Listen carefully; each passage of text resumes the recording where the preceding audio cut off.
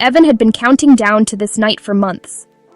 After over a year of scattered schedules and broken plans, he and his 4 college friends finally managed to align their calendars. All 5 of them, all 28 years old, had promised themselves they'd make it work. The plan was to revisit something from their past, a movie marathon at the Indie Theater downtown, the same place where they'd spent entire weekends back in school, watching films that made them feel like they understood something true about the world. Right next to the theater sat their old haunt, the café where they practically lived during those years. They knew the menu by heart. They knew which corner tables got the best light. They had history in that place, memories stacked on top of memories. 95% of viewers aren't subscribed. Subscribing is free, takes seconds, and makes a real impact. Click subscribe and be part of the growth. Please turn on the bell for more updates.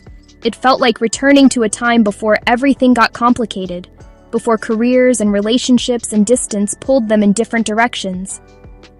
Evan had kept the cinema's website bookmarked for 2 years, waiting for the right moment when they could all make it.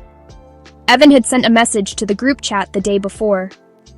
"Let's meet at the cinema early to grab seats," he wrote, already playing out the logistics in his head. In his mind, the plan was simple and obvious. They'd all know to show up a bit early, meet somewhere accessible, and get everything sorted before the first film started. It was the kind of plan that didn't need a lot of explanation. They'd done versions of it 100 times over 10 years of friendship. They had a rhythm. They had unspoken understandings. They could read each other. Evan was confident they still did, that 10 years of friendship had established patterns strong enough to survive a year apart. On the day of the marathon, Evan arrived at the cinema and found Tyler already waiting outside. Tyler was leaning against the wall, phone in hand, probably at work still. He always was, always connected to the office even on his days off. The theater doors weren't open yet, so they made a natural decision. They walked over to the café, the one that still looked exactly like it had years ago. Same color paint, same mismatched chairs at some tables, same bulletin board covered in local event flyers and community notices. They claimed a table near the window, the corner table where they'd spent countless afternoons during school, cramming for exams and debating about life and films. Evan ordered coffee. Tyler ordered the same. After they settled in, Evan took a photo of the 2 of them sitting there, 2 old friends reunited, smiling in that way people do when they're already remembering something before it's even over. He posted it in the group chat with a message, a simple image with a simple caption. He thought it covered all the bases.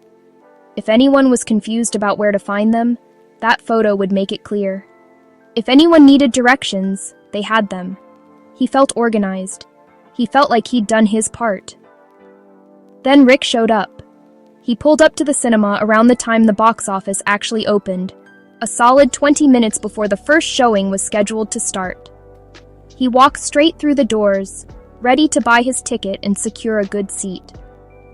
Evan and Tyler were still at the cafe, maybe 60 feet away, visible if Rick had bothered to look around the building or if he'd checked his phone carefully. But Rick didn't do that. He assumed they were already in there somewhere, maybe in line at concessions or securing seats or standing in the lobby. He figured they would find each other soon enough. It was a small theater. Evan and Tyler figured Rick would realize where they actually were and come find them. One of them would text him, or he'd see the group chat photo, or he'd just know. They'd been friends for 10 years. Surely he'd figure it out. These kinds of small separations never lasted long.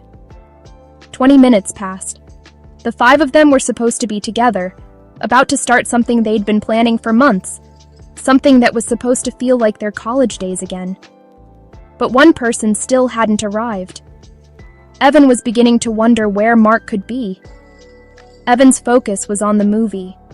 He'd settled into the experience of being back here with his old friends, and he wasn't really checking his phone. Back at work, he'd left his phone on silent, a habit from meetings and conference calls and trying to be professional. He'd never switched it back after he'd left the office that morning.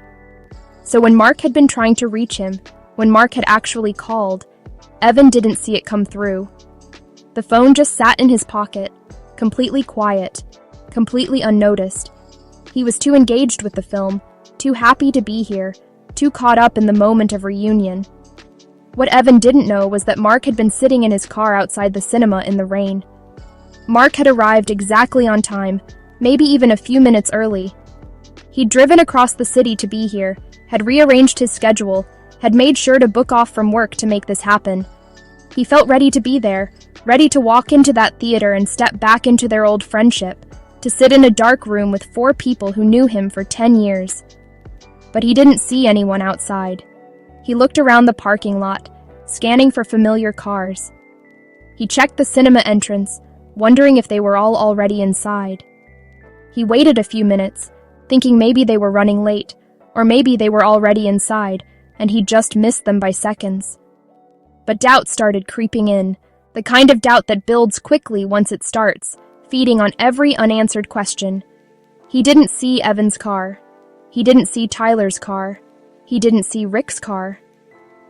The group chat photo from the cafe didn't load properly on his phone. His internet was spotty in the parking lot. Or maybe he didn't think to check it. He felt the loneliness of standing alone in the rain, outside a building full of people, none of whom were his friends. Mark made a choice. He didn't call anyone else. He didn't text the group chat asking where they were. He didn't walk around to the cafe side of the building, didn't peer through windows, didn't try a different approach. He just sat there in his car for a while longer, watching the cinema doors, waiting for someone to emerge and explain. And when no one did, when enough time passed that it became clear he wasn't going to see Evan or Tyler or Rick or any of them, he convinced himself of something that felt inevitable. They had ditched him. They'd made plans, and then they'd decided to exclude him, and they'd gone ahead without him. He wasn't important enough to pursue. He wasn't important enough for a second phone call, a text, anything. Maybe he was always the last person they actually wanted around. Maybe he was the afterthought, the friend who got invited out of obligation, not because anyone really wanted him there. This thought felt true to him in a way that was almost physical. He drove home, the rain drumming on the windshield the whole way. Evan was maybe 30 minutes into the first film when he finally decided to check his phone. He pulled it out of his pocket, tapped the screen, and felt his attention immediately snap away from the movie. One missed call from Mark, and then a flood of messages, each one sharper than the last, and then a voice message, long, angry, full of profanity and frustration. Mark's voice came through loud and harsh, and Evan heard the whole story from Mark's perspective. Sitting in the car, looking for them, thinking they'd vanished, thinking they'd deliberately left him out. Mark said he was sick of being treated like an afterthought. He said they'd ghosted him. He said his friends weren't really his friends at all. The words hung there in the voice message, loaded with hurt that had clearly been building maybe longer than just this one night. Evan felt the weight of it immediately. He understood right away that something had gone wrong, that Mark had experienced this night completely differently than the rest of them had. The mistake suddenly seemed obvious in hindsight, a chain of small failures that had added up to complete misunderstanding. One phone call. Mark had tried to reach him, and Evan's phone had been silent. One attempt, and when it didn't work, when there was no immediate response, Mark had spiraled into a conclusion that felt true to him in that moment. Evan typed out a response. He apologized. He explained what had happened. They'd been at the cafe the whole time. The photo should have shown where they were. His phone had been on silent and he'd missed the call. He offered to buy Mark a ticket to the next showing, to make it right, to prove that this had been a misunderstanding and nothing more. Mark's response came back quickly. No, it was too late. He wasn't interested in catching the next showing. He didn't want a ticket, or a substitute, or a makeup plan. The damage was done. He felt what he felt, and no replacement showing was going to fix that feeling of abandonment, that sense of being left out in the rain while his friends moved on without him. Evan sat in the dark theater, the film still playing in front of him, but his mind was already somewhere else. He replayed the timeline over and over, wondering about all the small moments where things could have been different. If his phone hadn't been on silent. If Mark had called one of the others instead. If the photo had loaded properly on Mark's phone. If any number of small details had been slightly different, Mark would be sitting somewhere in that theater right now, watching the same film. But those details had lined up exactly as they had, and now Mark was home, angry and hurt, convinced that he'd been pushed out and left behind. Thanks for watching Story Frame. Don't forget to like, subscribe, and turn on the bell for more updates. See you in the next video.